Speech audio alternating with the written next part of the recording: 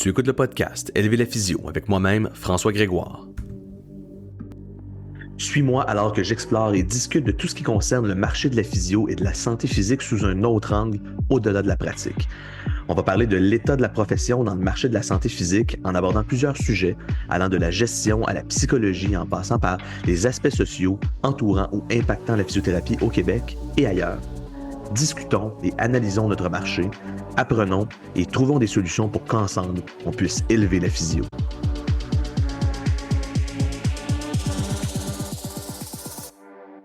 Salut, c'est François. Début d'année, nouvelle résolution et souvent les mêmes pièges, trop d'ambition, trop basé sur la motivation, passer sur la réalité de là où on est vraiment.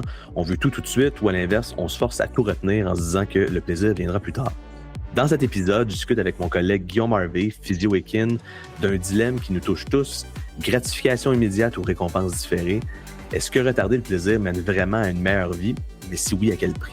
On parle du cerveau, son rôle, de dopamine, de discipline, mais aussi des risques de toujours se forcer, de toujours attendre.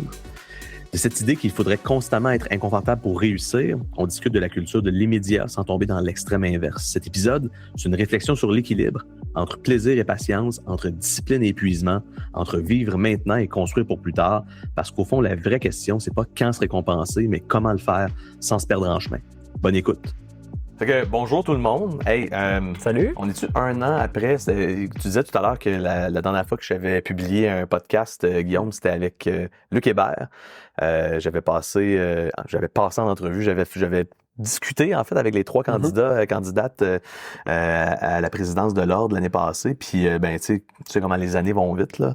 J'ai eu soit moins le temps ou soit moins de sujets ou soit moins d'interlocuteurs là. Tu sais comme moi, c'est le fun d'avoir quelqu'un avec qui discuter. J'en ai fait des podcasts seuls, mais c'est pas évident là. Faut que je me prépare vraiment beaucoup plus. Ça me prend un texte parce que je parle tout seul. Fait qu'il faut que je sache où est-ce que je m'en vais.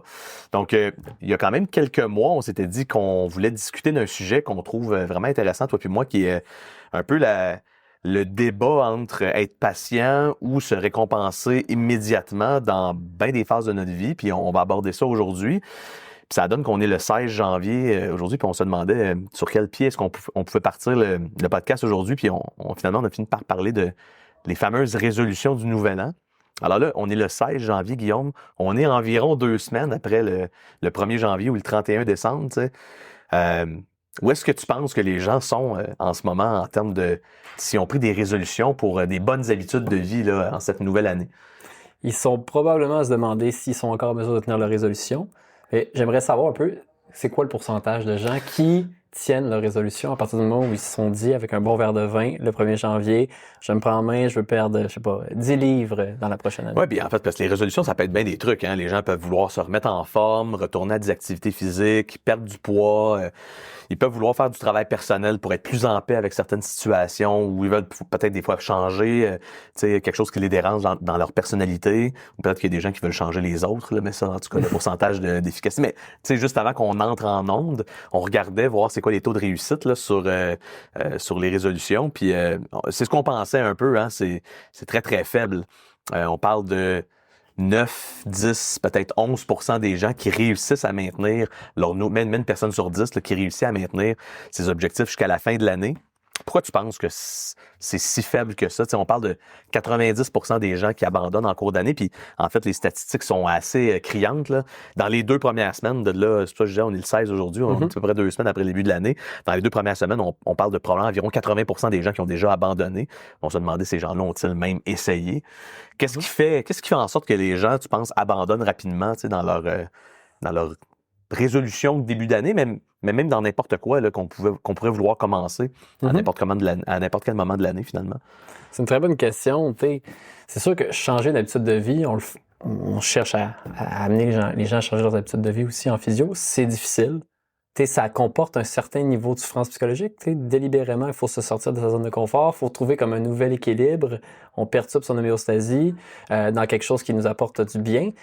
Les mauvaises habitudes naissent du fait de vouloir se satisfaire immédiatement, comme manger un sac de chips, on ira plus en détail tantôt. Oui. Les bonnes habitudes naissent d'un effort qui doit être soutenu dans le temps et dont on doit apprécier le processus pour être capable de maintenir le comportement. Fait que si on se dit du jour au lendemain, moi je veux perdre 10 livres, ça va impliquer d'aller m'entraîner à tous les jours puis de courir sur le tapis roulant 30 minutes par jour et qu'on n'a pas fait ça, les chances qu'on le maintienne sont assez faibles parce que ça va tellement être difficile pour le cerveau de faire ce changement-là qu'il va finir par céder, il va vouloir revenir à équilibre.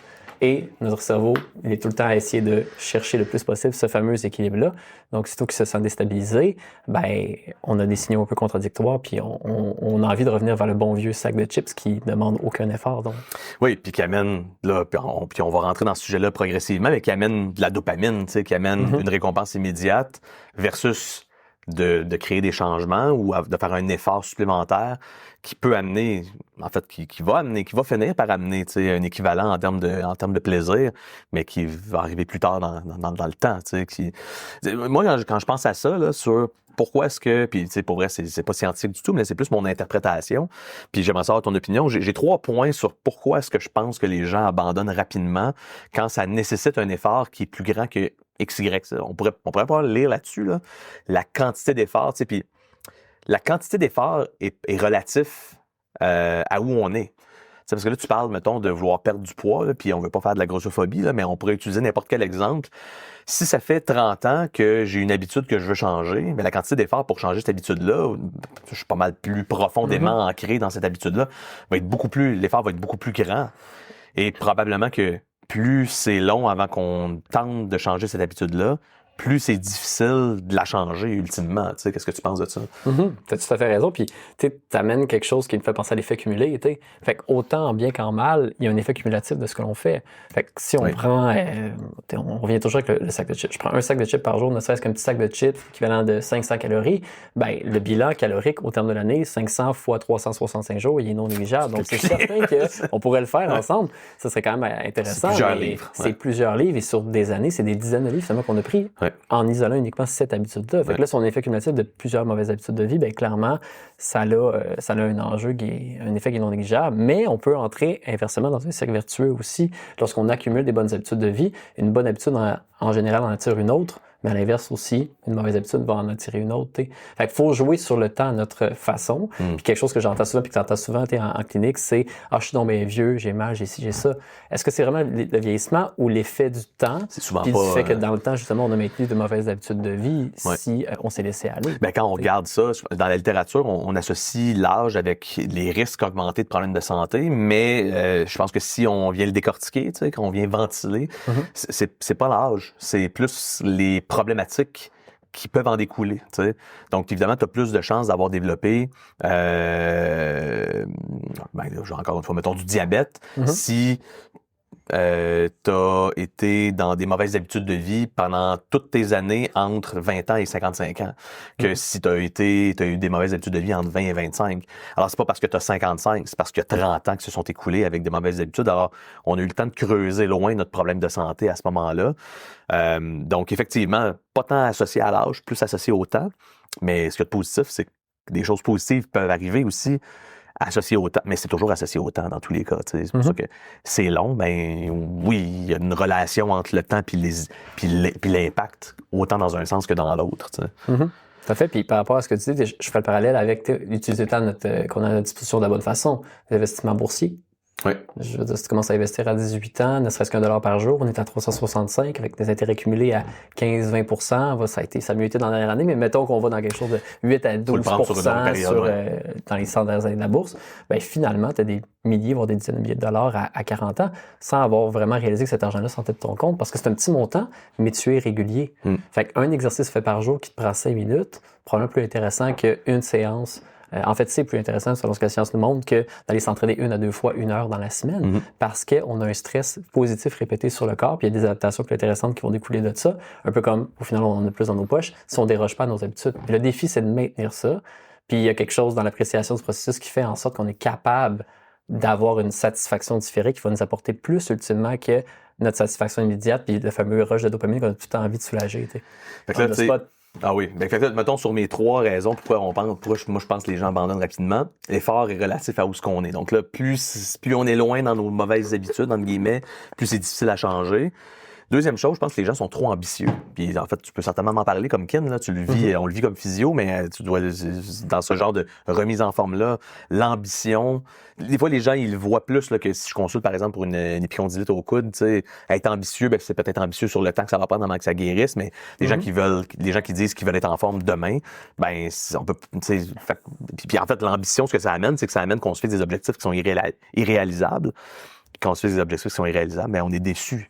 Donc là, ça aussi, c'est, je pense, d'être trop ambitieux où on se blesse carrément, tu sais, ou dépendamment de ce qu'on veut faire. Tu sais, si je dis du jour au lendemain, moi, je vais mettre 50% de mon salaire, tu parlais de bourse, tu sais, je vais mettre 50% de mon salaire en bourse du jour au lendemain, mais ça va changer mon mode de vie, mon rythme de vie de façon très importante, parce que j'essaie de rattraper ce que j'ai pas mis dans les 30 dernières années, mais ça peut pas fonctionner. C'est voué à l'échec. Je sais pas si les gens réfléchissent à ça, tu sais, puis c'est-tu les mêmes personnes qui, à chaque année, se disent qu'ils vont faire quelque chose qu'ils le font pas? Donc, si l'échec, comment les gens se rendent pas compte, tu sais, fait que c'était pas la bonne façon de faire, finalement. Trop d'ambition, comment est-ce que tu vois ça, toi?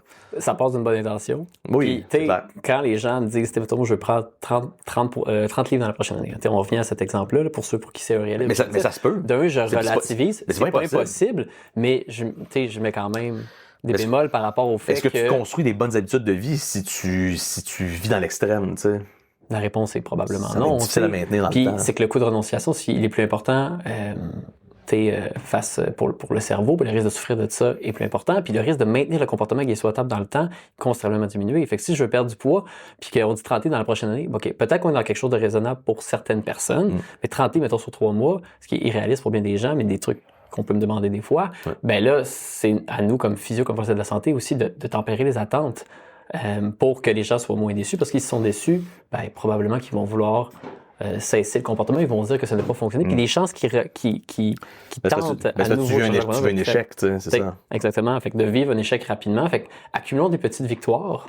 Fait que là, on va aller satisfaire notre satisfaction immédiate pour être capable de vraiment canaliser cette énergie-là, puis de la garder dans le temps afin d'avoir une satisfaction différée. Puis ça, c'est quoi? Une récompense plus importante, comme par exemple s'entraîner sur plusieurs années pour réaliser un marathon, alors qu'on ne courait pas il n'y a pas si longtemps. Mais tout est dans la façon de faire les choses, parce que trop rapidement, c'est comme pas assez. Fait que si tu commences à t'entraîner pour un marathon, puis que rapidement, tu veux atteindre cet objectif dans un horizon de 3-6 mois, tu n'as jamais couru, les chances que tu l'accomplisses sont assez faibles parce que le risque de blessure est là. Mais le problème, ce n'est pas la course, c'est la façon dont tu as voulu faire le changement dans ta vie.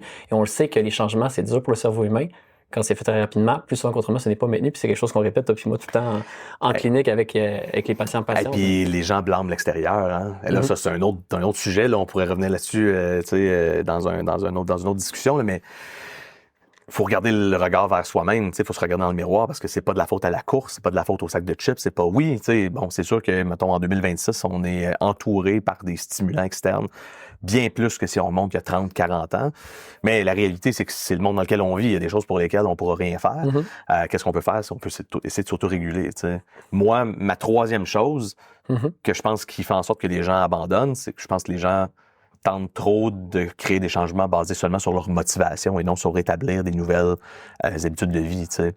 Quelque chose, comme tu disais, qui est petit puis qu'on peut réussir à faire à tous les jours. Quand tu te bases juste sur ta motivation, la motivation, elle va fluctuer un peu comme la météo. Tu sais. Parle-moi donc un peu de la motivation versus la discipline. Ouais, c'est quand même intéressant. Mais au final, il faut que ta discipline devienne plus importante que ta motivation intrinsèque ou extrinsèque à faire qui dépendent de deux éléments. Je pense qu'il y a beaucoup de gens qui dépendent trop de motivation extrinsèque. Fait que la motivation extrinsèque, c'est, exemple, la récompense après avoir fait un entraînement. Fait que le cornet de crème glacée assez classique, il a tout à fait sa place parce qu'on veut en semer un petit peu à travers le processus pour être capable de soutenir le comportement puis mesurer les changements significatifs parce que justement, on va avoir un effet cumulé dans le temps qui va être intéressant. Mais il faut que ça devienne, c'est ça, il faut qu'on soit plus que la discipline puis que l'objectif soit en quelque sorte un peu plus important que le fait qu'on veuille soulager des désirs éphémères on the spot à travers ça, parce que quand je vais m'entraîner, c'est pas vrai que ça me tente tout le temps. Il n'y a pas une fois où je me suis entraîné, je me suis dit j'ai perdu mon temps puis je regrette de l'avoir fait. Fait que des fois, c'est très contradictoire, mais il faut aller un peu à l'encontre de nos désirs immédiats. Tu le sais, en faisant de la musculation sur une base régulière, pour par la suite, au bout de quelques mois, au bout de quelques années, avoir des effets vraiment intéressants sur notre corps, gain de force, qui vont nous rendre encore plus satisfaits ultimement. T'sais. Fait que si on se ramène tout un peu à l'objectif, pourquoi est-ce que je fais ça, puis que c'est en accord avec notre why, mettons ce qui nous ce qui nous gouverne de l'intérieur, dans le fond, ben, il y a plus de chances qu'on maintienne le comportement dans le temps. Puis à travers le processus, ben là, un petit peu de satisfaction immédiate qu'on va aller satisfaire, mais pas tout le temps. Tu sais? Ouais, Fait que ben, ça, c'est les récompenses. Mettons, je pense à la nourriture, moi, quand je m'entraîne, mais je prends pas un code crème glacée à chaque fois que je vais faire du vélo, tu sais, parce qu'au final, ça fait partie de qui je suis. Puis je comprends que, hop, j'ai un événement qui m'attend, par exemple, dans un horizon de quelques mois pour que je me prépare, puis ça me donne un bel équilibre de vie, tu sais, par exemple. Donc là, on parle de gens qui, comme nous, peut-être, qui ont des ambitions, puis qui vont avoir essayer de se fixer de se fixer des objectifs en début d'année. Puis pourquoi est-ce que ça fonctionne pas? Hein? Statistiquement, on le sait, là, la plupart des gens vivent des échecs là-dessus. On vient de discuter un peu pourquoi est-ce qu'on pense que ça se produit. Fait que si on revient un peu à ce concept-là, tu sais, dans le fond, là, ce qu'on est en train de discuter, c'est le concept de instant gratification, là, qui est un concept quand même qui est discuté dans bien des livres, des non-fiction. Si on va sur les réseaux sociaux et compagnie, on voit souvent des textes là-dessus. On va comparer la gratification instantanée à la gratification différée. Je paraphrase, là, je ne sais pas si c'est des termes qui sont exacts en français, mais donc se gratifier instantanément, c'est de s'attendre à une récompense ou de se récompenser rapidement après avoir fait un effort. Puis la gratification différée, ce serait d'être capable de souffrir, entre guillemets, évidemment, là. Une souffrance étant le contraire du plaisir, là, d'une certaine façon. C'est pas obligé d'être quelque chose de violent, là, ou de très, très difficile, mais on va se forcer à souffrir un peu plus longtemps pour avoir une gratification qui est différée, donc qui est plus loin dans le temps, dans l'espoir que cette gratification-là soit meilleure que celle qu'on reçoit ou qu'on se donne rapidement. T'sais. Donc, parle-moi donc, essaie de moi, c'est des idées du concept. Là, si on compare les deux, comment est-ce qu'on peut expliquer ça aux gens qui nous écoutent, Guillaume? Ben, la satisfaction immédiate, c'est ta récompense est au bonbon, comme tu l'as dit. Fait que c'est ta dopamine, en fait, comme neurotransmetteur dans ton cerveau, dans ton circuit électrique neurochimique qui remonte à l'âge préhistorique et même avant, là, où au final, dans le fond, qui va gouverner tes choix basés sur anticipation d'une récompense à venir. Fait qu'en fait, le rush de dopamine, le pic de dopamine vient dans l'anticipation d'une récompense. Fait que le moment où tu vas en avoir un peu plus, c'est au moment où tu penses à manger ton sac de chips. C'est pas au moment où tu manges ton sac de chips. Ça, c'est intéressant au niveau des neurotransmetteurs. Quand tu manges tes chips, ben, au final, tu es plus dans des neurotransmetteurs comme de la sérotonine, par exemple, des endorphines, où là, tu es dans l'appréciation du moment présent. Un peu engourdi déjà, tu sais. Ton rush, puis ton engourdissement un peu, où là, t'es dans un état, tu peux être dans un état de bien-être parce que tu as vécu ton rush de dopamine, puis par la suite, qu'est-ce qui va se produire? On n'est pas des neuropsys, là, mais c'est quand même intéressant de se dire qu'on a lu un peu là-dessus, puis c'est de négocier un peu ces neurotransmetteurs-là, en fait, dans le temps, pour que la satisfaction immédiate ait sa place, mais ne prenne pas toute la place dans ce qui va gouverner tes choix et donc va jouer sur tes motivations. Fait que d'aller chercher un peu plus de sérotonine, d'endorphine dans l'appréciation du moment présent.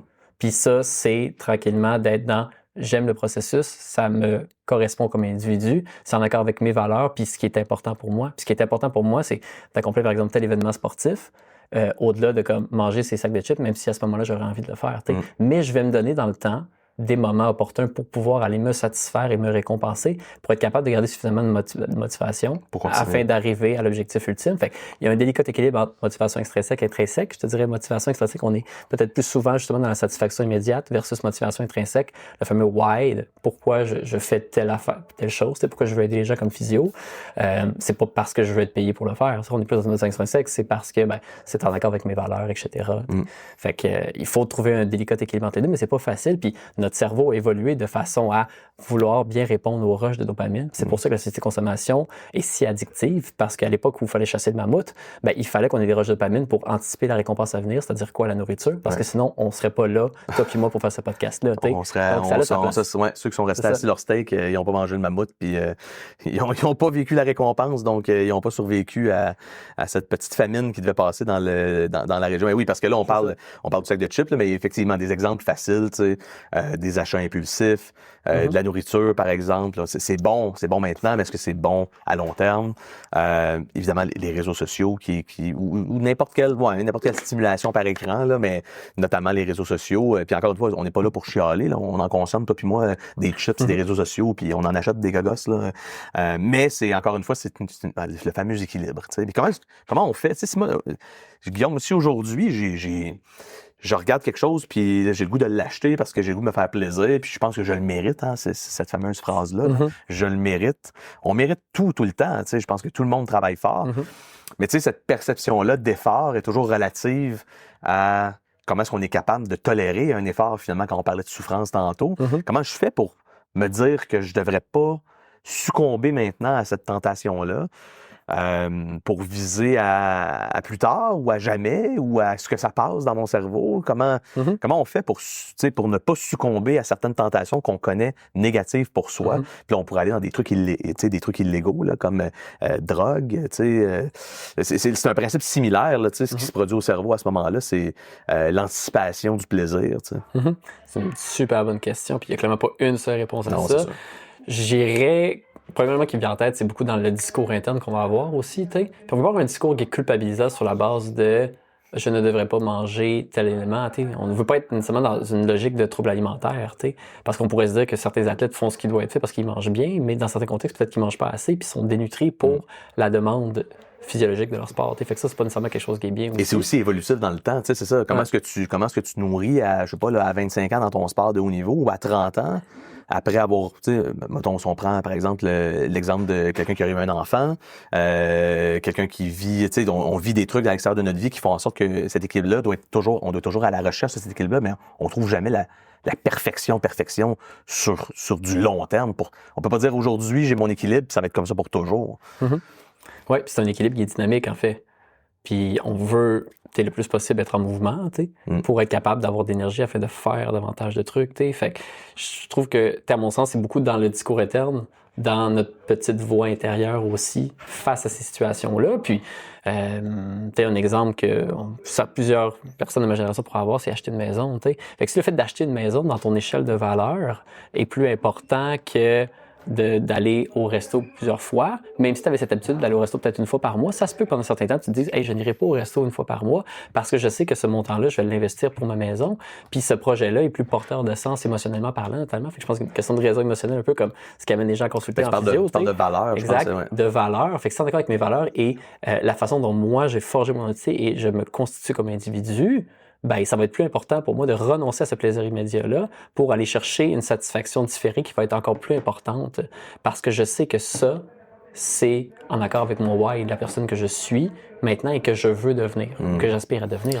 C'est difficile, puis c'est pour ça que je pense que d'être coaché puis d'être encadré là-dedans, ça devient nécessaire dans certaines situations. Parce que c'est normal d'avoir envie de déroger, mais il faut se permettre de déroger des fois aussi pour pas tomber dans un coup de renonciation qui est trop élevé, puis développer comme une relation toxique face à certains éléments comme l'activité physique ou encore l'alimentation. Ben, tu sais, c'est ça. Fait que là, tu vois, mettons, d'un côté, la satisfaction immédiate, puis après ça, la satisfaction différée. Tu sais, c'est quoi les avantages que tu parles, par exemple, de vouloir s'acheter une maison, puis tu parles du soi, là, tu sais, tu parles des valeurs de qui je suis, là, mais c'est comme, tu fais le travail d'une vie, là, pour bien du monde, de savoir pourquoi ils sont ici, puis leur raison d'être, là, tu sais, c'est la planète Terre, carrément, là, les avantages de différer sa satisfaction. Tu sais, comment est-ce qu'on réussit à se projeter dans le futur puis se dire que la décision que je prends aujourd'hui les gens vont voir ça des fois comme une punition, de ne pas me donner quelque chose de positif maintenant. Comment est-ce que ça peut être positif ou porteur de sens pour soi par la suite, ou est-ce qu'on peut même se construire comme individu dans ce contexte-là, tu sais? C'est une bonne question. Je pense que c'est beaucoup le fruit de l'expérience aussi, en fait. Ton cerveau, est très adaptatif.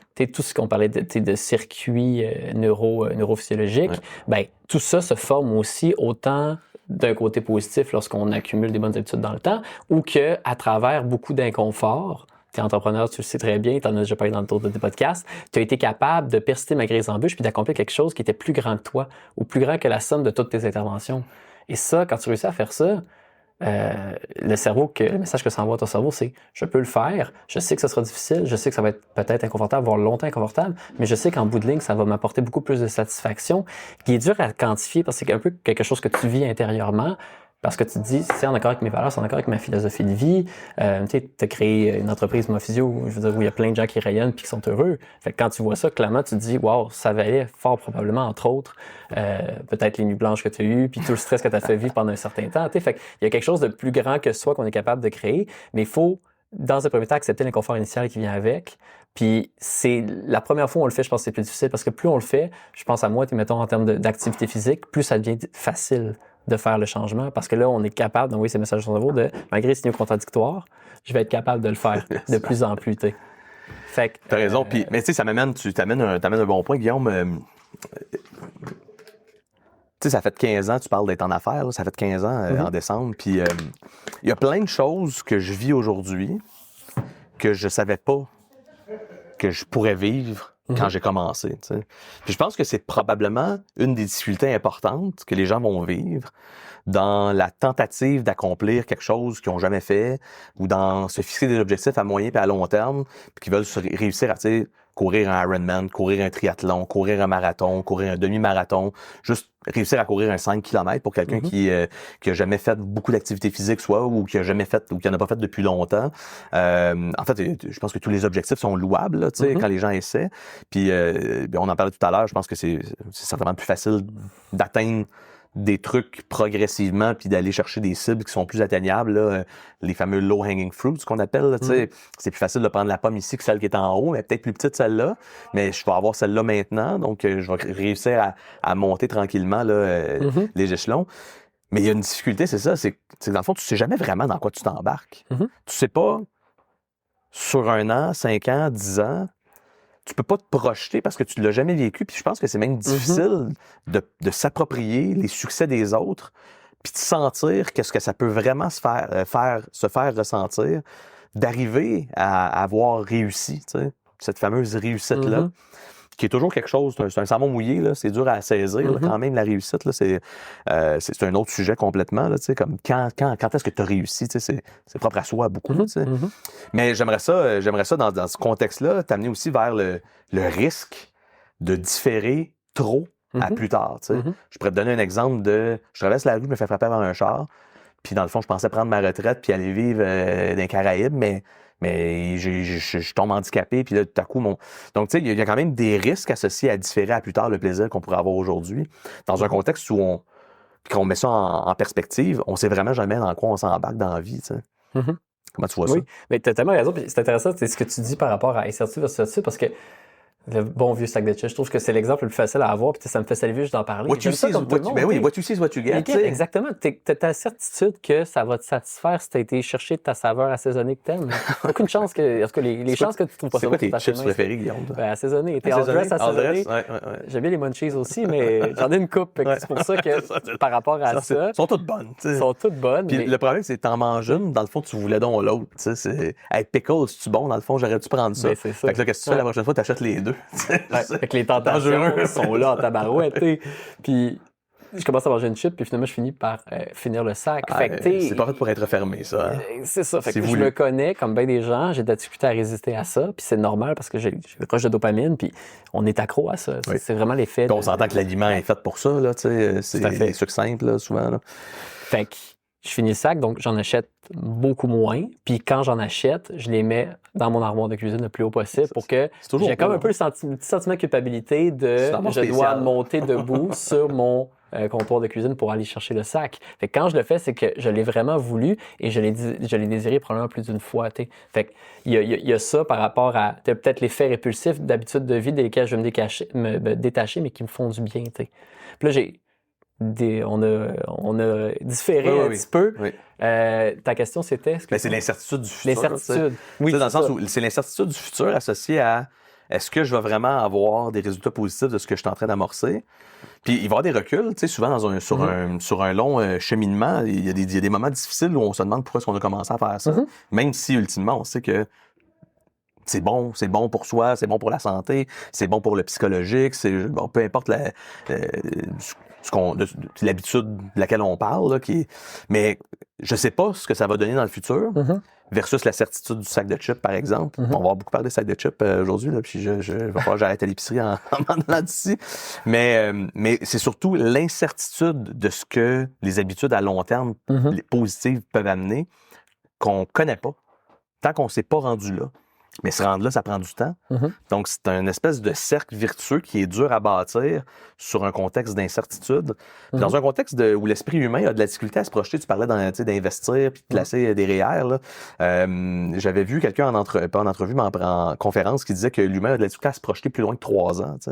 C'est dur pour le cerveau humain, encore une fois, pendant dans notre évolution, l'évolution de l'humanité, que fallait qu'on réussisse à accomplir nos besoins immédiats. Si je suis pas vivant demain, ça sert pas à grand-chose à penser à l'année prochaine. Donc, certitude immédiate versus incertitude de cette fameuse, de ce fameux avantage-là plus tard. Puis c'est quoi les risques qu'on peut avoir, des risques réels à différer trop longtemps, dans le fond, ou à abuser peut-être sur le fait de différer nos récompenses? Oui, un risque, définitivement. Exemple, comme tu disais, d'investir pendant longtemps puis de ne pas pouvoir profiter de sa retraite parce que, malheureusement, à comme 60-65 ans, au moment où tu prends ta retraite, tu te tapes un cancer. C'est tragique. Il y a des histoires comme ça, puis malheureusement, il y en a de plus en plus. Après ça, tout est dans l'appréciation du processus qui mène vers l'objectif ultime, qui n'est pas une finalité en soi, qui est vraiment, encore une fois, encore avec nos valeurs. Fait que, je veux dire, moi, cette année, par exemple, je m'entraîne pour le demi-Ironman. Le demi-Ironman, c'est la série sur le Sunday, mais j'apprécie le processus. Si je ne réussis pas à faire mon demi-Ironman dans le temps que je me suis donné, je vais tirer ma satisfaction ailleurs. De l'appréciation du processus, c'est-à-dire l'entraînement que j'ai fait, parce que ça me donne un équilibre de vie, puis que c'est en accord avec la personne que je suis et donc mes valeurs. Fait que si on ramène ça à... Tu peux revenir, Guillaume, je fais une parenthèse de ce que tu dis, là, mais tu peux revenir à ce que tu as vécu il y a 2 ans avec le demi-Ironman Tremblant qui avait été annulé à cause des feux de forêt. C'est un bon exemple. C'est un exemple qu'on peut appliquer à n'importe quoi. Tu as fait une conférence là-dessus, justement parce que c'est un concept qu'on peut appliquer à n'importe quoi dans la vie. Là, tu t'entraînes pendant des mois, puis là, dans le fond, même, tu peux en rétrospective parler d'entraînement sur des années là, qui amènent à faire ce genre d'entraînement-là, puis ultimement, la performance, puis finalement, c'est annulé, puis c'est hors de ton contrôle. C'est souvent quand c'est hors de nos... Je pense pas qu'on peut regretter beaucoup d'avoir fait quelque chose qu'on décide nous-mêmes d'arrêter. Quand toi-même, si toi-même, tu te dis « Hey, je pense pas que je suis pas prêt. » C'est plate, là, mais j'irai pas le faire, cette compétition-là. Mais quand c'est hors de notre contrôle, c'est là qu'il y a le plus de risques d'être déçu ou de vivre des regrets, puis de dire « je me suis épuisé à faire ça, finalement, j'ai pas réussi. » Alors là, tu parles de réussir à saupoudrer du plaisir un peu, ou aussi de trouver du plaisir un peu dans sa vie de tous les jours, dans ce contexte-là. Oui, puis si, mettons, on avait à cœur d'atteindre cet objectif-là, finalement, qui ne s'est pas concrétisé comme on le voulait, puis qu'on est déçu amèrement, il faut se questionner à savoir pourquoi on faisait ça. Puis est-ce qu'on le faisait pour les bonnes raisons? Puis si on est déçu amèrement à ce point-là, peut-être qu'on le faisait pas pour les bonnes raisons, parce que atteindre un objectif, c'est aussi, et avant tout, apprécier le processus, qui est 99,9% du chemin qui va nous permettre d'arriver à la finalité, en quelque sorte, puis qui est peut-être le début de quelque chose de nouveau aussi. Fait que on a déjà parlé aussi, dans cette conférence-là, j'avais parlé du growth mindset, d'un état d'esprit en croissance. Fait que si toutes mes expériences m'amènent à tirer du positif à travers une forme de souffrance psychologique, annulation du demi-Ironman, je suis pas capable de le faire, plutôt que de m'apitoyer sur mon sort, je vis mon émotion négative, mais je me dis, je développe ma résilience, ma flexibilité psychologique, puis je me dis qu'à travers le processus, finalement, j'ai appris à m'entraîner adéquatement, puis j'ai tiré de ça des connaissances que j'utilise encore aujourd'hui, 3 ans plus tard, et qui me permettent de faire des demi-Ironman que j'apprécie encore plus parce que je suis conscient de la chance que j'ai de les faire, parce que je peux pas prendre ça pour acquis avec les aléas de Madame Nature. Fait que tout ça, donc je peux pas être déçu vraiment dans cette situation-là, mais je le suis, mais pas indéfiniment. Je pense que c'est ça. Mais tu as là à avaler au début. Oui, puis les gens ont le droit d'être tristes ou d'avoir de la peine ou de la colère dans la vie. Là, de cacher ça, c'est pas naturel dans tous les cas. Donc, ce que tu parles, mais c'est ça, c'est de pas rester amer d'une situation pour le reste de sa vie. Et là, souvent, ce que ça fait, ce genre de truc-là, c'est que ça nous limite dans... moi, dans le fond, j'ai été déçu dans ces circonstances-là, j'irai plus jamais. Mais les gens, quand ils vivent des déceptions à plein de places dans leur vie, ils se replient sur eux-mêmes, puis souvent, ils font plus grand-chose parce qu'ils ont peur de revivre ces échecs-là, ou puis de revivre des émotions négatives. On vit ça avec nos patients. Des gens qui, par exemple, ont essayé tel truc, se sont blessés, puis là, ils en font plus à cause de ça, puis là, ils ont essayé tel truc, ils se sont blessés, puis là, dans le fond, finalement, les gens, ils préfèrent être assis à la maison puis faire rien. Mais dans le fond, il y a des trucs qui font partie de la vie. Faut juste les accepter. Là. C'est facile à dire. Faut juste les accepter. Mais ce que tu dis, c'est que, un peu comme c'est un dicton qu'on entend, là, puis je vais le paraphraser, parce que je sais pas, mais il faut que le trajet soit le fun. Si tu t'en vas en vacances, il faut que tes vacances commencent quand tu débutes ton trajet, finalement. Oui, puis tu prends l'avion. à travers l'expérience d'entraînement, un peu comme toi, clairement, j'ai appris à saupoudrer le processus de récompenses immédiates qui me font du bien, mais à intervalles réguliers, pas trop rapprochés. Parce que si à tous les jours, je me récompensais de m'être entraîné avec un sac de chips, au final, je vais peut-être en partie invalider une bonne habitude par une mauvaise habitude. Fait que tout est dans le dosage, mais les mauvaises habitudes telles qu'on les décrit, je trouve pas que c'est une bonne façon de le dire. Est-ce que c'est une mauvaise habitude si on le fait avec le dosage adéquat? Manger des chips, ça a sa place. Fait que là, on entretient dans l'esprit des gens le discours culpabilisant qui font en sorte que des fois, ils développent des troubles alimentaires aussi. Fait que pour moi, c'est plein de zones grises, comme tu disais. Tout est dans le dosage, tout est dans le délicat équilibre.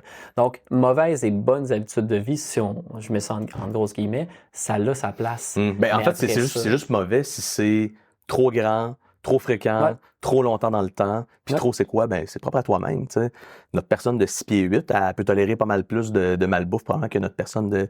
Je veux dire, c'est une question, c'est relatif à qui t'es, puis où est-ce que t'es dans ta vie, puis dans quel contexte socio-économique aussi tu grandis, là, tu sais. On parlera pas du prix d'épicerie, là, mais ça devient plus complexe. Faut être très créatif, tu sais, pour réussir à bien manger, là, en 2026. Ça coûte moins cher d'aller chercher du fast-food, surtout sur les médias, encore une fois, tu sais. Peut-être que si on réussit à se faire quelque chose pour plusieurs jours, mais ça demande un effort. Ça demande de faire des meal prep, tu sais. On touche des sujets quand même qui sont délicats, là, tu sais, on veut pas que personne se sente visé ou culpabilisé de ce qu'on dit, puis en fait, c'est un peu ça qu'on dit.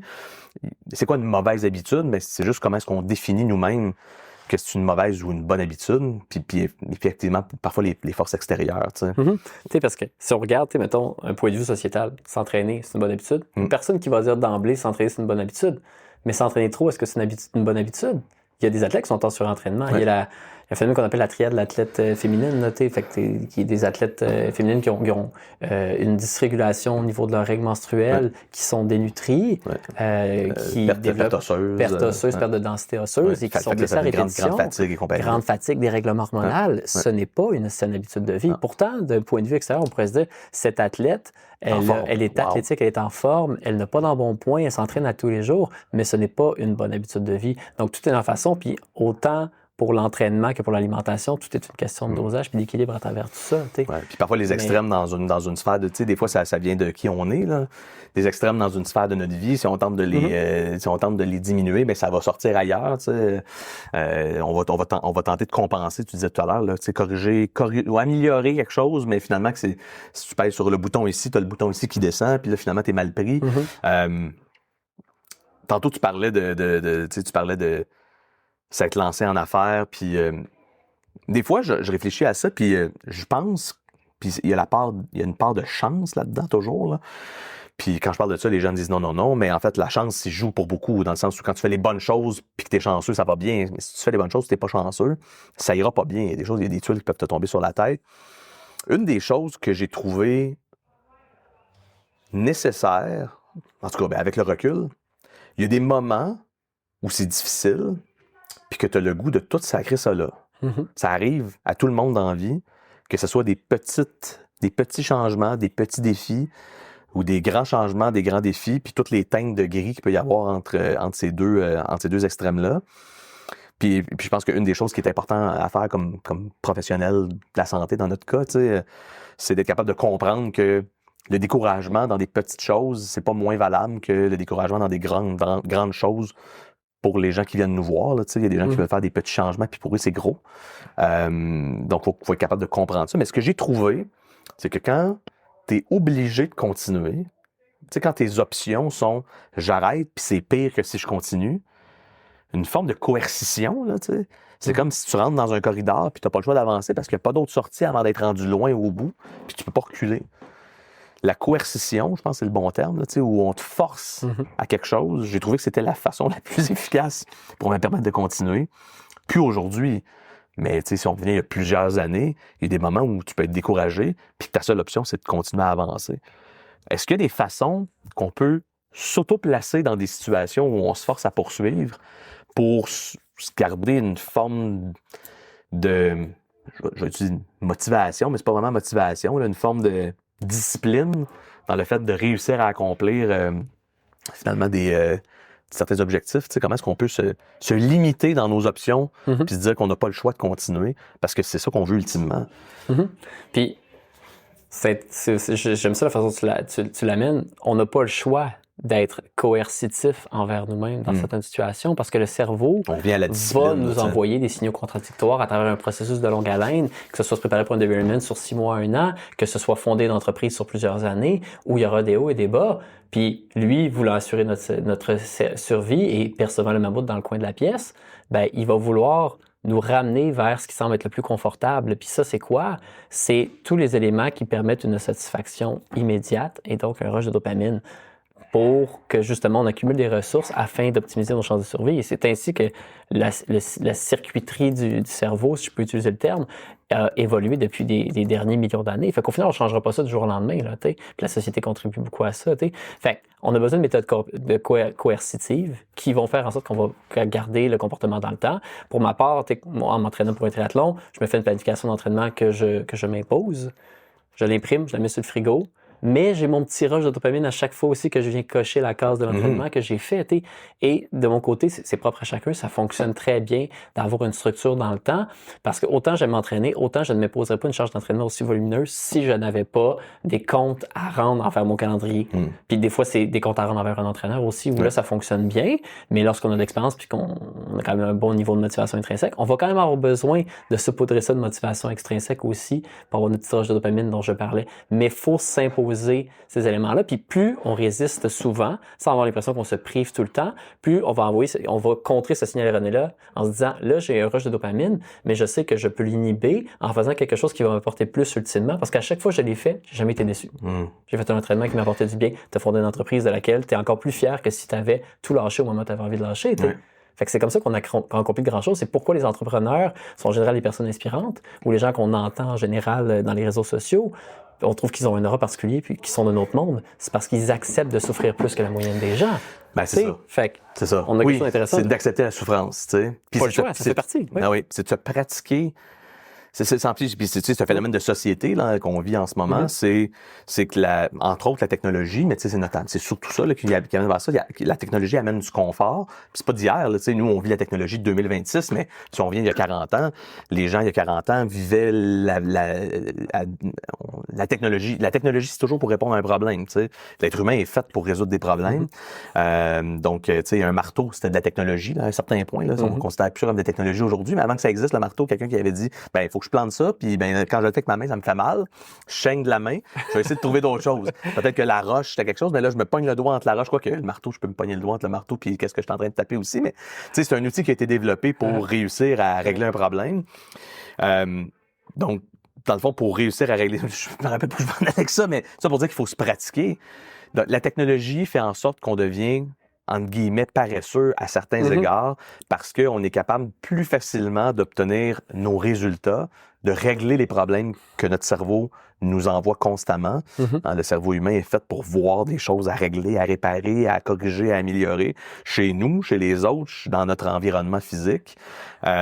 Donc, probablement que l'humain, en ce moment, est encore plus déconditionné à être capable de souffrir ou d'accepter la souffrance, surtout dans les sociétés modernes, puis les sociétés gentrifiées, occidentalisées, là, si on le veut, là, parce que c'est pas partout pareil sur la planète, là, on le sait bien. Mais et si on se permet de relativiser, clairement, on vit dans de la ouate pas mal, là, nous, en 2026, sans se taper dessus puis vouloir vivre dans la rue volontairement. On peut quand même conscientiser tout ça, mais on peut se pratiquer à être inconfortable. Puis Christy, je pense que tu le sais comme moi, là, ça se pratique puis ça s'améliore. Puis en fait, c'est toute l'anxiété puis le stress que les gens vivent, là, ça peut être diminué en se pratiquant à vivre des choses plus difficiles. Puis ça peut pas être, c'est pas obligé d'être quelque chose de bien compliqué pour commencer. Puis ce qui est ironique, c'est que pour moi, la vie, c'est fait de paradoxes. Lorsqu'on a, en général, le plus envie de fuir, c'est peut-être le moment où il faudrait le plus souvent passer dans le fameux corridor pour aller vers la porte qui est la seule issue, mais celle qui est porteuse de sens aussi. Fait que dans nos sociétés occidentalisées, on est très victime du fait qu'on recherche à tout prix le confort. La technologie, via l'instantanéité, contribue à encoder encore plus dans notre cerveau aussi la dopamine comme neurotransmetteur dominant, puis ça agit comme une drogue, comme de la cocaïne, puis le défilement infini sur les réseaux sociaux comme Instagram, TikTok, fait en sorte qu'on peut passer plusieurs heures là-dessus sans voir le temps passer. Et est-ce que ça, c'est quelque chose vers lequel on veut tendre à moyen long terme comme humanité? La réponse est probablement non, parce qu'on voit que la prévalence des troubles de santé mentale dans ce contexte-là, entre autres, surtout chez les jeunes, elle a augmenté. Fait que est-ce que ça a sa place comme méthode de divertissement? Oui, mais on n'a pas le choix d'utiliser des méthodes de contrôle. Les parents font ça de plus en plus, et avec raison, sachant les problèmes sur la santé mentale, pour faire en sorte que le cerveau qui est plus vulnérable parce qu'il n'est pas encore à maturité ne soit pas victime du fait qu'il ne veut que carburer la dopamine. Mais spontanément, notre cerveau va toujours nous amener un peu plus vers la recherche de satisfaction immédiate. C'est ce qui nous a permis de survivre et de devenir l'espèce dominante dans le monde tel qu'on le connaît aujourd'hui, tu sais. Donc, on doit s'imposer un certain niveau de souffrance qu'on finit ironiquement par apprécier.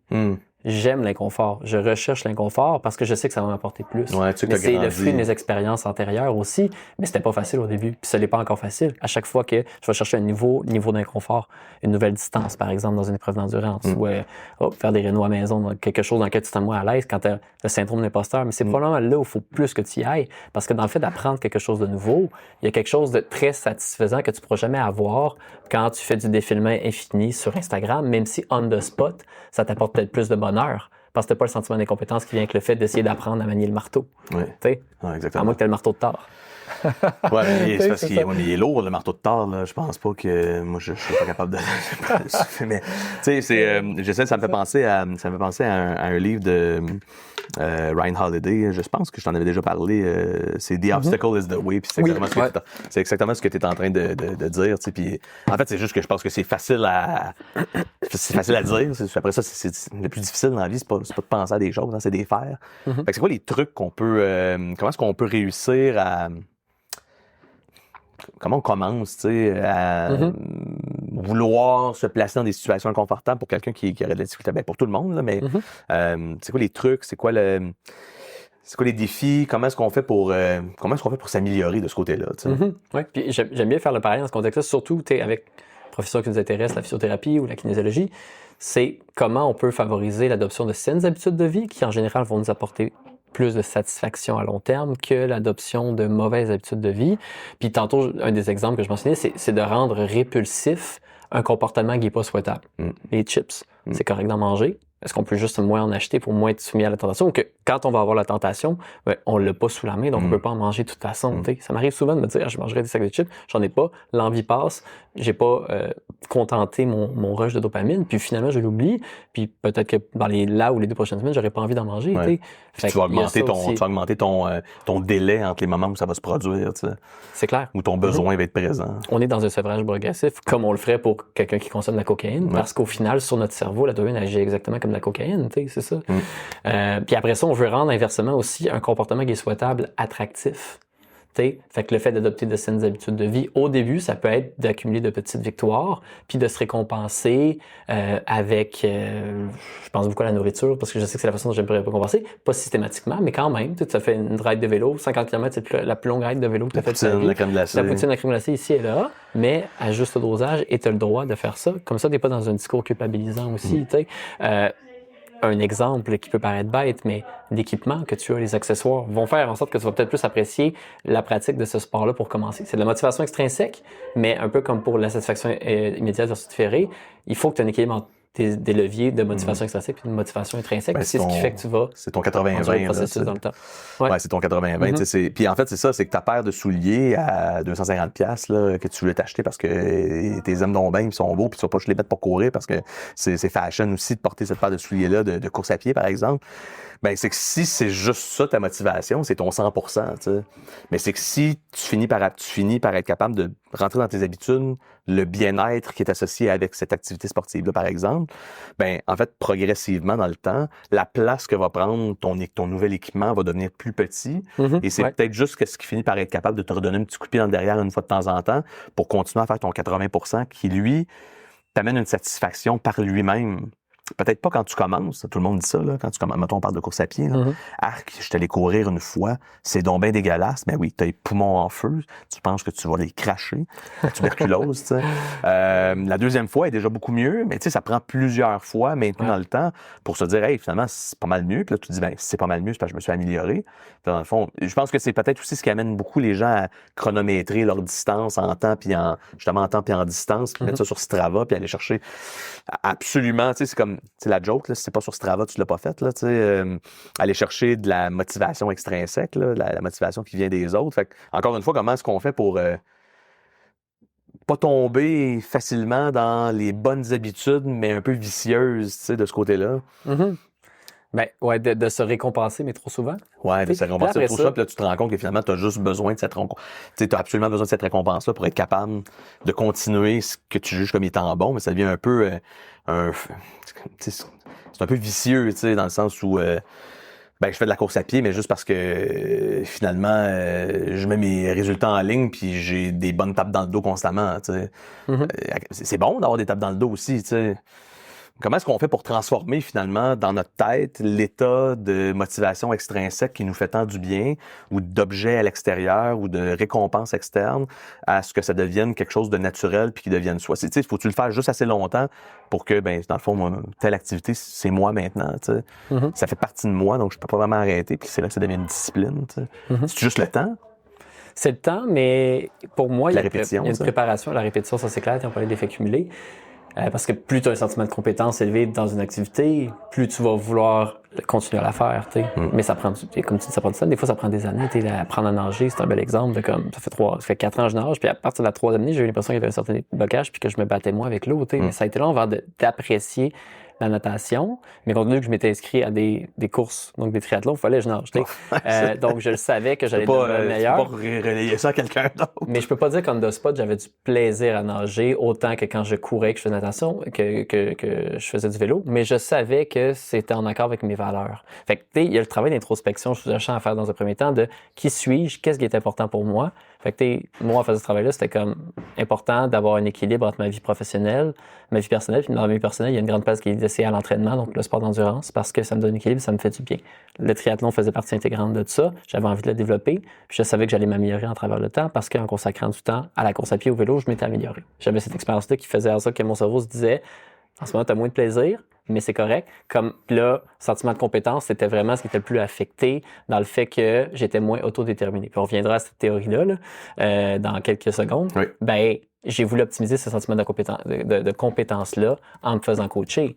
Fait que j'ai pris action aussi pour tranquillement mais sûrement me sentir de plus en plus compétent dans l'activité en sachant que c'est ce qui semblait le plus affecter le plaisir que j'avais dans l'activité.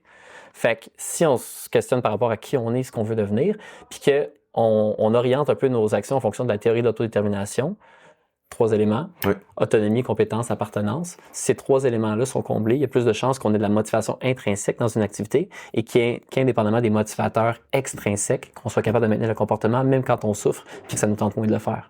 Parce qu'on sait que ça comble ces 3 besoins physiologiques-là qui sont fondamentaux. Fait que l'autonomie, est-ce que je suis autonome? Est-ce que je me sens reconnu comme personne à part entière? Appartenance, est-ce que j'ai l'impression que j'appartiens à un groupe qui est important pour moi et qui me représente en termes de valeur? Un club de triathlon, par exemple. Puis après ça, le dernier, c'est le sentiment de compétence. Est-ce que je me sens bon dans l'activité en question ou suffisamment bon pour justifier de continuer à faire l'activité? Puis c'est correct de ne pas se sentir complètement bon parce qu'il y a quelque chose de satisfaisant quand tu apprends à apprécier l'inconfort, de se dire « je ne peux que m'améliorer ». Puis moi, c'est ce qui me pousse à vouloir continuer à faire du triathlon en ce moment parce que je sais que je peux être bien meilleur. Puis tu parles de coaching dans tout ça, tu sais. Parce qu'en fait, c'est une des choses tout à l'heure, on disait qu'on sait pas vraiment vers quoi ça peut mener quand on continue dans une direction. Mais c'est qu'il y a une réalité, c'est que, mettons, par exemple, le coaching, c'est comme une étape. Tu pourrais pas coacher si c'était la première fois que tu nageais, tu sais. Tu pourrais pas coacher quelqu'un à nager si c'était la 10e fois que tu nageais. Mais à partir du moment où tu réussis à t'accomplir dans quelque chose, redonner au suivant, c'est très motivant aussi. On en a déjà parlé, toi puis moi. On sait que de mentorer ou de coacher, c'est aussi positif pour le coach ou le mentor que la personne qui reçoit le coaching ou le mentorat.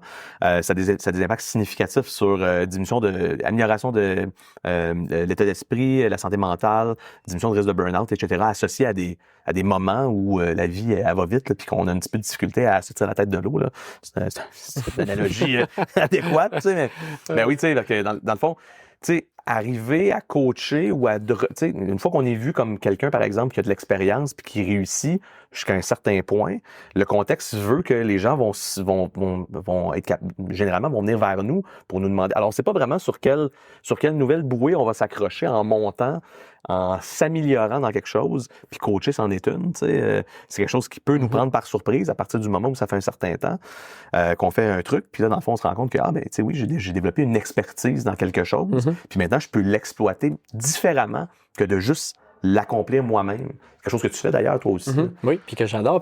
Mais c'est bien. Puis je pense que, en fait, un des trucs qui est nécessaire dans ce contexte-là, c'est de ne pas partir avec l'intention première de je vais coacher, je vais atteindre un certain standard social. Puis c'est pour ça que le travail d'introspection est tellement important parce que quand tu as un feu, là, tu le sais, là, ce feu-là qui brûle à l'intérieur de toi, puis tu es comme, je sais que je le fais parce que c'est ce qui est important pour moi, c'est la personne que je suis et que j'aspire à devenir pour la suite. Indépendamment des embûches, en général, tu vas quand même être capable de persister dans un certain niveau de souffrance. Puis après ça, ce qui va arriver par la suite, je sais pas, exemple, une opportunité d'enseignement à l'université que tu n'avais peut-être pas visualisé on the spot, mais tu vas l'apprécier encore plus parce que ce seront comme les petites cerises sur le sundae qui vont s'ajouter dans le temps. Et là, ce que ça fait, c'est que ça te déstabilise à nouveau parce que tu t'en dans quelque chose que tu n'as jamais fait. Tu vois? Donc, c'est un continuum. Mais oui, mais au final, quand on y pense, l'homéostasie, c'est un équilibre dynamique. Là, en ce moment, dans nos corps, nos organes, nos viscères, il y a énormément de réactions chimiques qui s'opèrent sans même qu'on s'en rende compte. Fait que ça reste toujours un équilibre dynamique qui est en constant mouvement. Donc, la vie, pour être heureux, il faut être en constant mouvement. Puis ça veut pas dire d'être toujours courir, mais ça veut dire être toujours dans la recherche de qu'est-ce qui est porteur de sens pour moi, puis de prendre action en ce sens. On peut pas attendre que ça nous tombe sur la tête. Les opportunités, des fois, viennent d'elles-mêmes, mais plus souvent qu'autrement, on crée les opportunités. Puis là, après ça, les opportunités viennent une fois qu'on les a créées. Puis là, ça a un effet, un peu de catalyseur. C'est le phénomène, il y a rien de, c'est souvent négatif. On entend souvent parler, là, quand les bonnes nouvelles te tombent dessus, puis tu n'as pas fait d'effort, là, ben, tant mieux, là, mais parfois, tu te retournes de bord un an plus tard, puis les gens qui gagnent le million, là, gagnent 15 millions. Faut que tu aies pratiqué déjà une saine gestion financière. Le fameux exemple des lavigueurs, là, j'ai eu une série télé là-dessus. Là.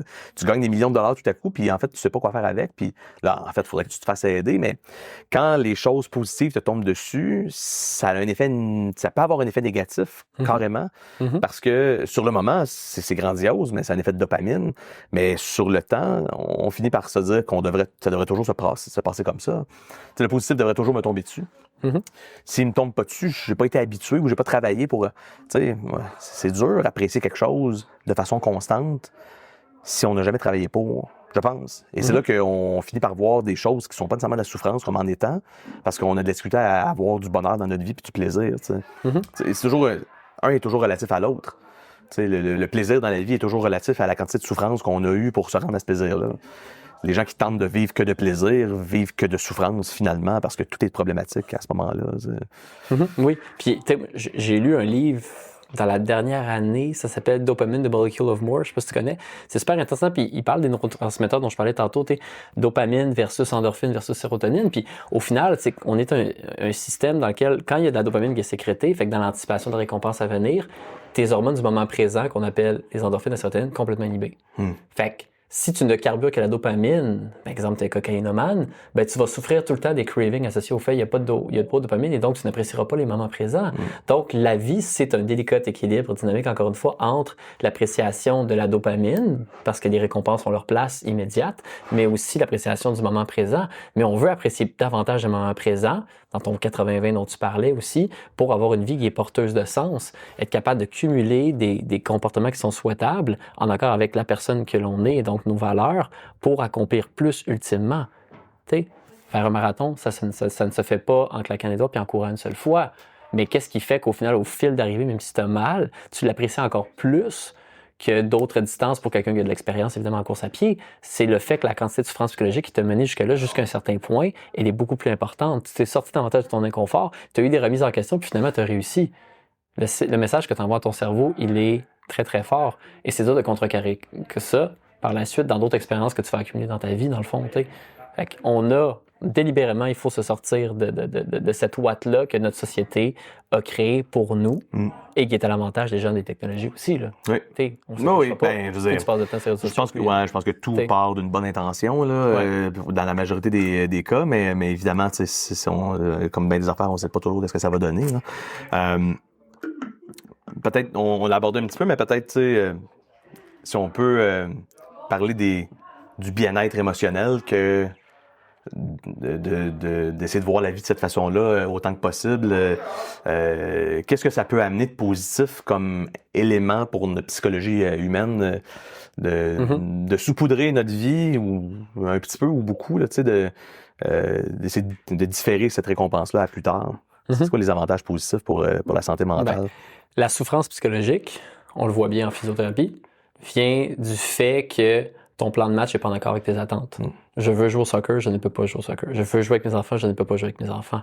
Fait qu'on souffre beaucoup et c'est une des raisons pour lesquelles la prévalence des troubles de santé mentale dans les sociétés occidentales est même plus élevée que dans certains pays plus pauvres d'Afrique. Puis on est comme, mais voyons donc, comment ça on vit dans de la ouate? Mais c'est parce qu'on souffre beaucoup de toujours aspirer à plus. Ouais. On ne se contente pas de ce qu'on a. Puis se contenter de ce qu'on a, c'est d'apprécier le moment présent. Faut apprendre à c'est pour ça que le 80-20 est essentiel. Parce que qu'on le veuille ou non, même si les rushs de dopamine, notre cerveau est porté à vouloir aller vers ça, si on ne carbure qu'à ça, ben finalement, on va souffrir psychologiquement plus. Fait que dans tous les cas, il faut apprendre à différer la récompense parce que c'est ce qui va nous amener ultimement à moins souffrir, même si dans le processus on the spot, on va peut-être plus souffrir. Fait que tellement de contradictions, de paradoxes avec lesquels il faut naviguer tout le temps, quand on vient à ça. Ben, on parle ultimement, on parle de réussir à réduire son stress, son anxiété, son sentiment de culpabilité de ne pas avoir ce qu'on veut avoir.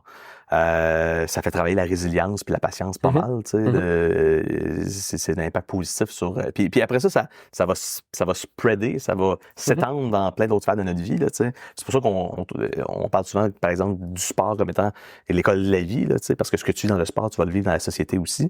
Autant dans les sports individuels où, tu sais, ça dépend de toi en premier puis de ton propre contrôle que dans les sports d'équipe où tu contrôles pas les autres. On n'a pas toujours le choix, tu sais. En fait, on n'a souvent pas le choix. Puis la satisfaction d'avoir accompli quelque chose, je pense, ça aussi, c'est quelque chose qui vient aider à baisser les émotions négatives. As-tu des exemples?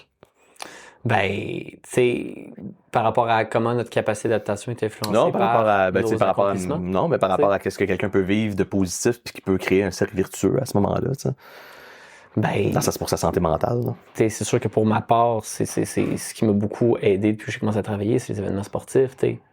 Donc, le fait d'accomplir des distances en préparation, dans une préparation de longue haleine avec des remises en question, puis finalement réussir à faire cette distance-là, à travers les difficultés, ben ça me disait, OK, t'es capable de le faire. Puis pour certains, ça va toujours être de faire plus. Puis là, il faut faire attention aussi. Puis je trouve que, tu sais, dans les sports d'endurance, entre autres, ou même dans nos sociétés occidentales, on est beaucoup tout le temps dans j'ai fait ça, il faut que je fasse plus. J'ai fait un 5 km, il faut que je fasse 10. J'ai fait un 10, il faut que je fasse un marathon, etc. Et ça monte.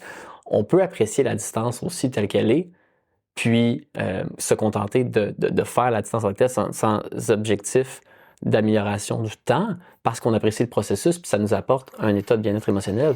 Puis au final, les gens, des fois, qui font ça, qui mettent pas leurs activités sur Strava puis qui cherchent pas à faire soit des plus grandes distances ou améliorer leur temps, c'est des gens qui ont un niveau de motivation intrinsèque plus élevé que bien des gens qui font un Ironman mais qu'on va encenser dans la société parce que c'est à se demander pourquoi ils font ça. Puis il y en a plusieurs qui le font pour les bonnes raisons, mais quand même, est-ce qu'on va chercher une forme de validation externe?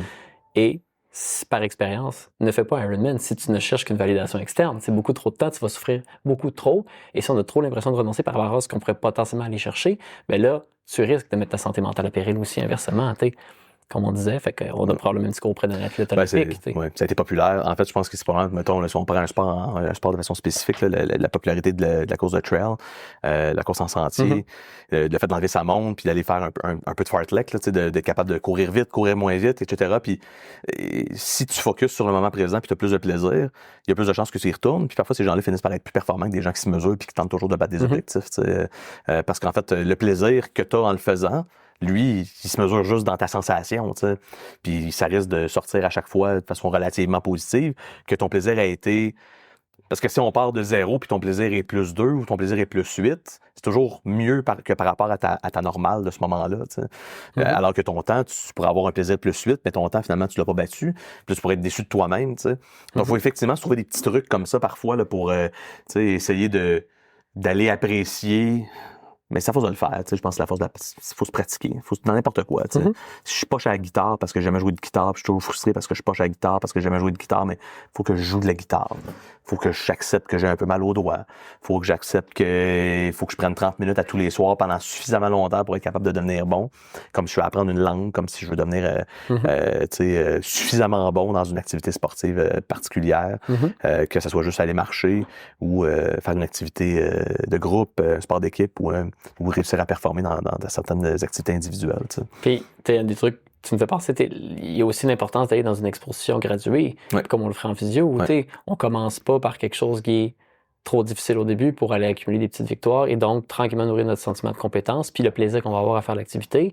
Fait que ce qui est tu parlais de 30 minutes de guitare, est-ce que ça pourrait être juste 10 minutes? Non, bien à sûr. la limite, plus souvent, moins longtemps, dans quelque chose qui est un peu plus facile à maîtriser. Puis après ça, tranquillement, on vient sophistiquer le geste, on le rend plus compliqué, on le contextualise dans différents environnements, puis avec une certaine part d'imprévisibilité, par exemple. Puis là, hop, on sent qu'on est de mieux en mieux. Puis là, on est capable d'apprécier davantage la complexité puis le niveau de difficulté de la tâche qui n'est plus le même. Fait que le corps est toujours à trouver un nouvel équilibre, puis il est capable d'en trouver un. Mais des fois, ça prend plus de temps, mais il y aura toujours nécessité de trouver un nouvel équilibre parce qu'au final, la vie, ce n'est que du mouvement, c'est du dynamisme. On est constitué en ce moment d'électrons en mouvement dans notre corps. Cette table sur laquelle je cogne en ce moment est constituée d'électrons et on ne la voit pas bouger. Puis ces électrons-là bougent, qui sont en vibration. Fait que la façon pour nous d'aller chercher l'énergie, mais c'est ça. Fait que c'est ça, ça vibre encore plus. Fait que faut bouger. Il faut s'activer, il faut se mettre en mouvement, mais c'est difficile, il y a une inertie et c'est normal. Mais un peu comme embarquer sur un vélo, le premier coup de pédale est plus difficile. Une fois qu'on pédale, pour garder une vitesse constante, c'est plus facile. The hardest part is showing up. Fait que dans le fond, commencer ou se présenter, c'est la partie la plus difficile, c'est de battre cette inertie-là. Puis quand tu parlais ça fait penser, puis parfois ça peut valoir la peine, de parler à un professionnel ou parler à quelqu'un qui peut être un mentor ou un coach, que ce soit payant ou pas, pour n'importe quoi, là, que ce soit de la guitare ou une blessure au genou ou faire une activité sportive à X, Y, Z. C'est que quand tu parles, puis c'est vrai, c'est que faire 10 minutes une fois de temps en temps, ça peut partir la roue de façon beaucoup plus facile. Souvent, ce que les gens vont puis personnellement, je peux vivre la même chose parfois aussi, c'est que parfois c'est plus difficile de se dire, hey, ça vaut pas vraiment la peine que je me prépare à faire mon activité, qui me prend le même temps de préparation que j'allais faire 1 heure ou 10 minutes. On dirait que c'est plate que je suis obligé de me préparer pour faire juste une courte période. Je pense que c'est possible, surtout si on parle à des gens qui ont de l'expérience, de trouver des trucs sur comment est-ce qu'on peut faire en sorte que, ça pourrait être as-tu déjà pensé à essayer de faire l'activité à tel moment de ta journée à la place? Non, c'est vrai. Je me suis toujours entraîné à telle heure, mais dans mon nouvel équilibre de vie, ça serait plus facile de le faire à tel moment. Puis pour moi, ça serait plus un continuum dans ma journée que d'être obligé d'arrêter, de faire un side step puis de continuer à avancer. Par exemple, si on parle de guitare, puis la guitare est dans sa boîte, dans le garde-robe, c'est bête, mais c'est un frein, c'est une forme de frein à se dire, non, je vais m'acheter un petit rack à guitare, je vais la mettre dessus, puis je vais la mettre dans ma cuisine, dans mon salon. Comme ça, je la vois à tous les jours. C'est facile de la prendre 2 secondes, puis gratter 10 minutes, pratiquer des choses que j'ai commencé à pratiquer, que je suis obligé d'aller la chercher à un endroit où je l'ai rangée, parce que je l'ai toujours rangée là avant. T'sais. Donc, des fois, c'est juste de... Puis parfois, comme individu, on n'y pensera pas nous-mêmes. Des fois, c'est important d'en parler à quelqu'un d'autre pour que la personne puisse nous miroiter, puis lui dire, je cherche des solutions. Parce que des fois, on a juste le goût de chialer, puis quelqu'un nous écoute, là, mais quand on cherche des solutions, des fois, la personne, elle peut dire, as-tu déjà pensé à X, Y, Z? Puis c'est ce qui peut permettre de rendre l'accès à cette nouvelle activité-là plus facile. Finalement, le step est moins haut pour commencer. Oui, puis d'avoir un mentor qui a vécu un processus similaire et qui peut relativiser sur les expériences qu'on vit, qui va valider nos émotions, qui va nous écouter activement, ça a l'air de rien, mais ça vaut énormément. Énormément. Quand tu as des remises en question, de te faire dire que tu es dans la bonne direction, c'est la bonne chose à faire, avec peut-être une rétroaction positive sur comment tu pourrais peut-être améliorer les choses ou faire en sorte que, justement, tu vas gratter ta guitare à telle heure parce que ça semble être peut-être une heure plus appropriée pour toi, puis que tu vas accepter finalement, mentalement, que c'est correct de gratter ta guitare 10 minutes versus 30 minutes, puis qu'au final, ça va être plus payant.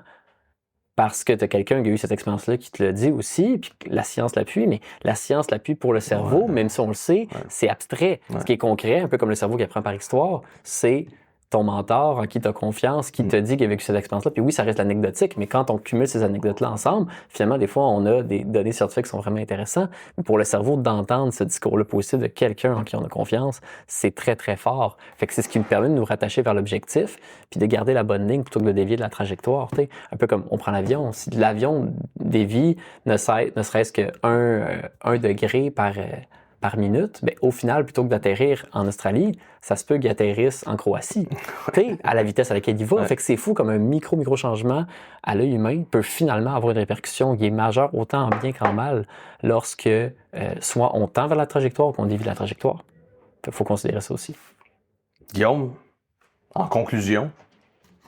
En conclusion, c'est pas facile de changer ses habitudes de vie. Non. C'est normal que vous trouviez ça difficile. C'est normal que vous ayez de l'inertie et que vous n'ayez pas envie d'embarquer sur le vélo.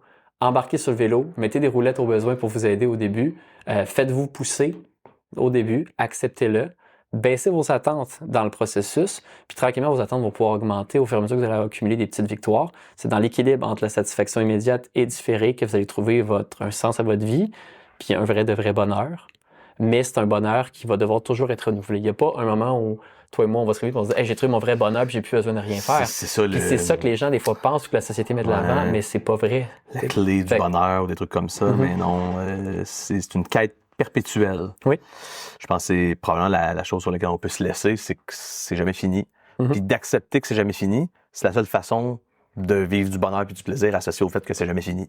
Mais la vie est ainsi faite. Puis c'est intéressant, on peut apprécier le fait que ça soit jamais fini parce que ça vient avec une recherche de défis constants. Puis quand on a appris à rechercher ces défis-là puis à réussir à travers l'adversité, on est content qu'il y ait d'autres défis. Ouais. Moi, si j'avais pas de défis, en ce moment, je trouverais ma vie plate. Mais c'est difficile d'aller cultiver ce sentiment-là quand on est signaux contradictoires puis qu'on est habitué, qu'on est prisonnier de nos mauvaises habitudes de vie. Mais ça se change. Mais souvent, on a besoin d'aide, on a besoin de se faire écouter, valider, puis il faut prendre action. Ça, c'est clair. Parce que la sainte divinité ne nous tombera pas dessus, contrairement à ce qu'on pourrait penser. Non, c'est un mythe, ça. C'est comme le marteau de Thor. C'est ça. Guillaume, Harvey, merci beaucoup d'avoir eu cette discussion-là avec moi. C'est toujours intéressant, puis on se reprendra pour d'autres choses, assurément. C'est clair. Salut François. Salut. Bye-bye. Merci d'avoir écouté Élever la physio avec moi-même, François Grégoire. Viens me jaser de mon contenu et d'idées de sujets @physiofrankie sur Facebook, Instagram ou par courriel françois@mouvementphysio.com. Merci de m'avoir écouté. À bientôt.